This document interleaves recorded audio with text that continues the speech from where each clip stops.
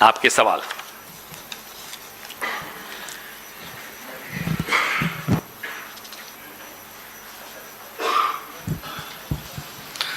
पवन जी, मेरा सवाल आपसे ये है कि आपने 15 लाख करोड़ की बात की है कि बड़ा घोटाला हुआ है। किस तरीके की जांच की आप लोग मांग कर रहे हैं? क्या जेपीसी की जांच होनी चाहिए, न्यायिक जांच होनी चाहिए? किस तरीके की जांच की डिमांड करते हैं आप? हमें सलाह दी जाती है मोहित जी कि शादियां अपने घर में जो है ना थोड़ा डिले कर दो, सोने की अंगूठी मत खरीदो, मंगलसूत्र मत खरीदो।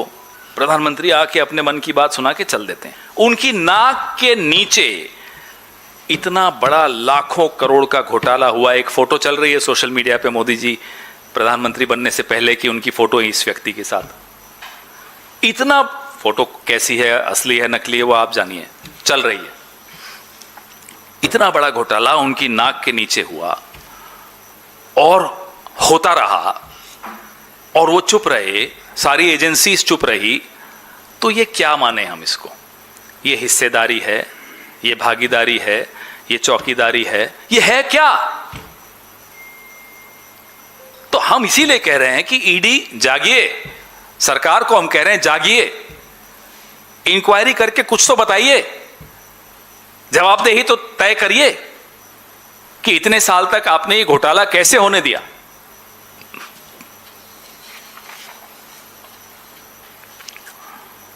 हाँ जी।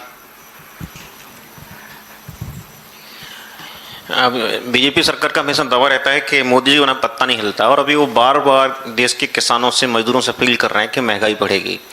तो इसका मतलब, और ये घोटाला भी कई साल चल रहा था, 2024 में ये प्रकाशित में आया, सेबी ने कोई कार्रवाई नहीं की। तो क्या लगता है अभी इस तरह के बहुत सारे स्कैम्स जनता को देखने के लिए बाकी हैं?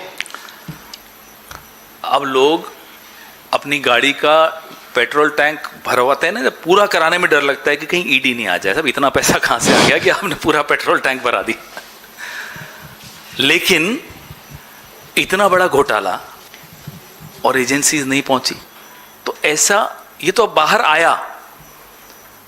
आना पड़ा क्योंकि एक कंप्लेंट थी। माधवी जी 7 महीने उस कंप्लेंट पर बैठी रही। कितने दिन तक बैठोगे? आपको भी, आप स्टैट्यूटरी बॉडी हो, आपसे भी पूछा जाएगा, तो कुछ ना कुछ तो करेंगे आप। चलिए 2 साल बाद कर दिया आपने, अब रिपोर्ट आ गई।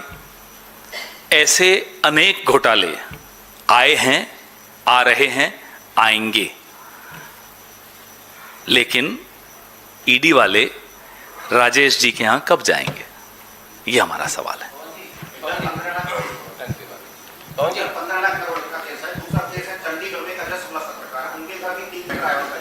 मैंने देखा था, यही है, ये तो अंधेर नगरी चौपट राजा इसीलिए कहते हैं।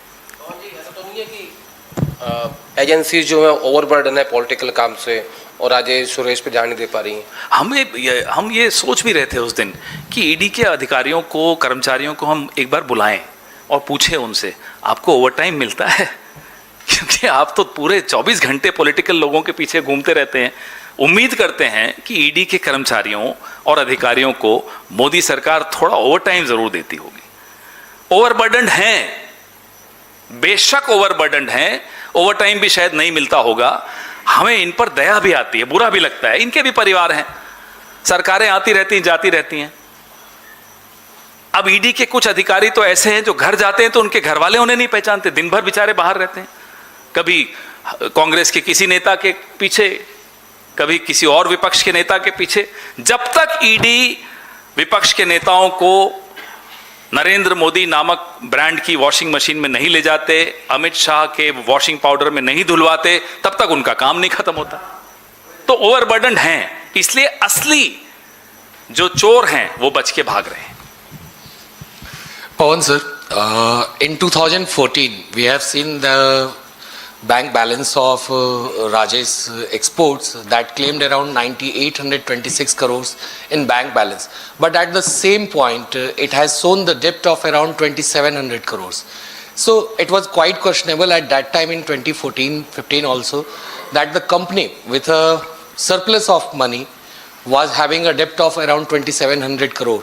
So these were the lapses that were also pointed out at that point of time. So did it go without check and balance? Well, there are several such companies where you will see the debt as very high and the ratio very high. Yet they keep getting work, they keep getting business, they keep getting the patronage of the government, and they keep going unchecked. This is not the first example. There are several examples, and we've spoken about those examples in the past also, and we'll keep highlighting more examples, more such examples. You're right, it definitely went unchecked. इस पे अगर नहीं है तो फिर पूछ लीजिए. मैं हरिओम हूँ झारखंड रिपोर्टर से. झारखंड से इस पे पहले इसी नहीं, इस पे तो हमारा एक्सपर्टीज नहीं है सर. हमारा एक्सपर्टीज जिस पे है, झारखंड पे मेरा एक्सपर्टीज नहीं. दूसरा सीट जो है उससे जीतने को लेकर कितने आश्वस्त हैं आप लोग? हम 7 सीटें जीत रहे हैं. हाँ जी, देखिए उनका तो नुकसान भारी हो ही रहा है. उसके साथ साथ आप जो निवेशकों के लिए माहौल होना चाहिए अर्थव्यवस्था में, एक समाज में, वो माहौल आप खत्म कर चुके हो. Credibility of your market is over. तो कौन इन्वेस्टर आएगा, मुझे ये बताइए. अभी मैं एक रिपोर्ट पढ़ रहा था, 400 करोड़ पर आवर इन्वेस्टमेंट्स यहां से बाहर जा रही है. 400 करोड़ प्रति घंटे के हिसाब से इस देश से इन्वेस्टमेंट विड्रॉ की जा रही है. कारण ये है आपके सामने. जब इस तरह के घोटाले होते रहेंगे और सेबी सोता रहेगा, एजेंसी सिर्फ पॉलिटिकल काम करेंगी, तो जाहिर सी बात है निवेशक रूठ कर चला जाएगा, निवेशक अपना पैसा विड्रॉ करेगा. Sir, you have been continuously raising a concern regarding the relations of India with Russia. Now, recently a statement has been given by Vladimir Putin in which he has not just lauded the leadership of Prime Minister Narendra Modi, but he has also stated that the Western pressure is not going to make any impact on these ties. So, what's your take up on it? So, in diplomacy, you never punch someone directly. You always wear a velvet glove. Unfortunately, since the morning, all that all of you have been talking about is the velvet glove and not the punch. The velvet glove is praising Modi. Everyone knows Modi loves it. But the punch is a warning. What is the warning? Do not get close to America. That's the punch. And in recent times, over the last 10, 20, 30 years also, 20 years at least, post 1991, one has not heard this kind of a language being used by international players for another sovereign country. This also shows the complete collapse of the credibility of our foreign policy. If Russia is coming and giving us an advice publicly, I think that's the story and not the velvet glove कि साहब he praised Modi. Modi ji की तारीफ कर दी तो वो सारी news वहां चली गई. साहब तारीफ के बाद क्या बोला, और तारीफ की भी इसीलिए क्योंकि उसके बाद कुछ बड़ा बोला. एक ऐसी सलाह दी जो कूटनीति में बहुत सालों से हमने नहीं किसी देश को एक दूसरे को देते हुए सुना, वो भी सार्वजनिक रूप से. कूटनीतिक भाषा में जब भी किसी को कड़वा बोला जाता है उसमें बहुत चाशनी घोली जाती है.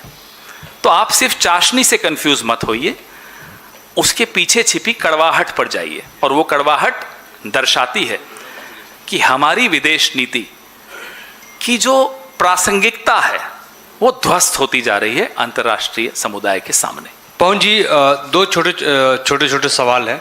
एक तो डीएमके से संबंधित मेरा सवाल है कि क्या आप लोग 8 तारीख को जो बैठक करने जा रहे हैं उसमें डीएमके आ रहा है कि नहीं आ रहा है, क्योंकि डीएमके ने तो मना कर दिया.